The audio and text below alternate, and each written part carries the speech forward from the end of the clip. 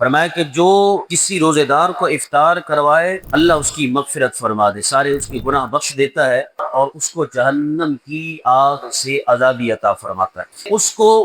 روزے دار کے برابر ثواب بھی عطا فرمایا جاتا ہے بغیر روزے دار کے ثواب میں کمی کیے۔ مادی چیزوں کے اندر ایسا ہے کہ ان کو آپ تقسیم کریں گے کم ہوں گی، کھانا ہے، کھانے کو آپ تقسیم کریں گے کم ہوگا۔ علم یہ جتنی جو ہے نا وہ آپ تقسیم کر لیں اس کو دوسرے فائدہ اٹھائیں گے، کم نہیں ہوتی چیز۔ یہ نوری چیزوں کے اندر، نور کے اندر یہ فائدہ نہیں ہوتا۔ آج جدید دور ہے، ہمارے پاس ایک میسج آتا ہے یا واٹس ایپ وغیرہ، آپ ہزاروں لوگوں کو کیا لاکھوں کو وہ فارورڈ کر دیں، بالکل ویسے ہی آپ کے پاس بھی کھڑا رہے گا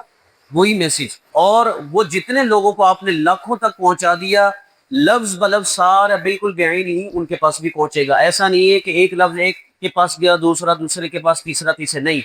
جس طرح آپ کے پاس بعین ہی موجود ہے اسی طرح وہ لاکھوں لوگوں تک پہنچ سکتا ہے۔ یہی ثواب کا معاملہ ہے۔ فرمایا کہ روزے دار کے ثواب میں بھی کمی نہیں ہوگی، جو افطار کروانے والا ہے اس کو بھی روزے دار کے برابر کا ثواب مل جائے گا۔ روزے دار کو روزہ افطار کروانے سے ثواب تو مل جائے گا، لیکن روزے وہ رکھنے ہی پڑیں گے، وہ ادا نہیں ہوں گے۔ یاد رکھیے اس پر جو فرض ہے وہ ثابت نہیں ہوگا، اس کا فرض وہ گناہگاری ہوگا اس معاملے میں، یہ ثواب کے اعتبار سے اس سے ثواب مل جائے گا۔ یہ بھی جو ہے نا بات ذہن میں رکھنی چاہیے۔ حضرت سلمان فارسی کہتے ہیں ہم نے عرض کی یا رسول اللہ صلی اللہ علیہ وسلم لیسا کلنا نجد ما نفطر به الصائم، ہم میں سے ہر شخص یہ طاقت تو نہیں رکھتا کہ روزے دار کو وہ روزہ افطار کروائے۔ اب یہ سمجھ رہے تھے کہ پیٹ بھر کے کھانا کھلائے،